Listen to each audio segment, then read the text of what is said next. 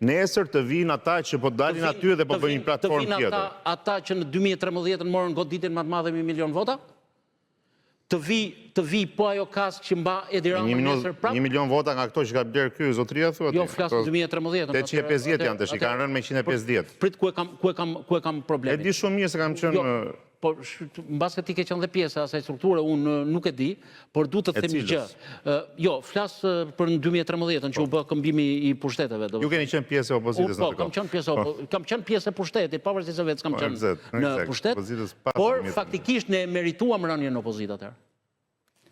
Sepse një pjesë e atyre që sot gjasme janë në opozit, por faktikisht janë në afera me qeverin, janë me tendera, Arroganca e pushtetit, miku im. Arroganca si që është bërë kjo pushtet, arrogant, që të dalë aty dhe nxjerrin fotografinë tënde të linçojnë publikisht, e të shohin se ku të punojnë ty familjarët e tu. Jo që se kam votuar, arroganca e pushtetit, kjo është diktatur, nuk është demokraci kjo.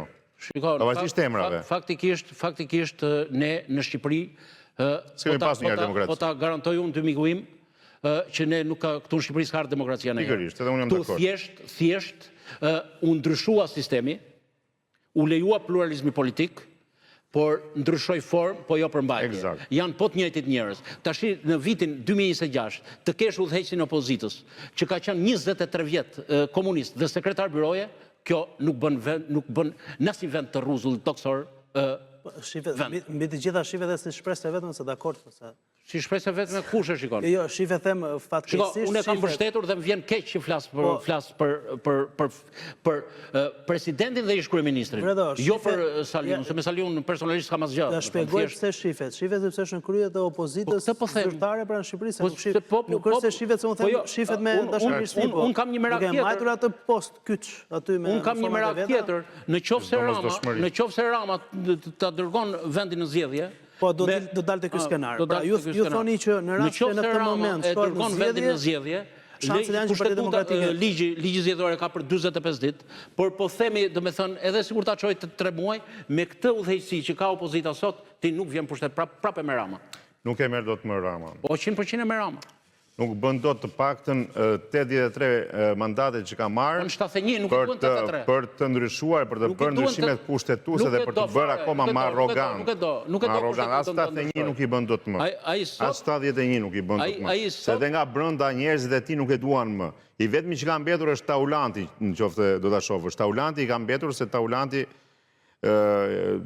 ashtu i ka punët e veta me pak fjalë. Spiropali iku, Koçeku iku, Ditmir Bushati iku dhe kanë dalë me deklarata shumë të forta lidhur me korrupsionin e këtij pushteti. Unë përveç këtij Ditmir Bushati që nuk kam dëgjuar domethënë që të merret me korrupsion, që të flasim domethënë hapur këtu, ndërsa për Spiro Palin kam dëgjuar liderin e opozitës që thotë ka vjedh 5 milionë euro këtu, 5 milionë atje, 6 milionë atje. Të lutem. Ta janë eventualisht janë bashkëpunëtor drejtësie. Spaku le t'i marrë, le t'i bëjë bashkëpunëtor. Ato si bën kriminalët ose grupet kriminale për të dëshmuar lidhur me ngjarje të caktuara kriminale, të marrë dhe politikanët për të dëshmuar lidhur me korrupsionin e bërë nga të tretë ose nga ata vetë. Fryma e kësaj proteste është që të gjithta që kanë drejtuar që nga vitin 90 dhe sot, të mos jenë pjesë asnjë lloj skenari për qeverisur në vendin.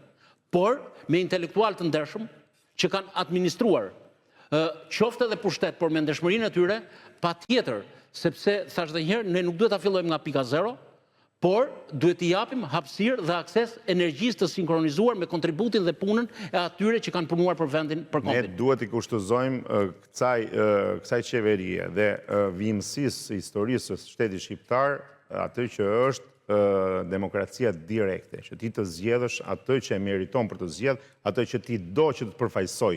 Jo të ta imponojnë partitë. Të bënë ndryshimet e nevojshme për cilët a mund të shkojnë atë pikë që të bëhen.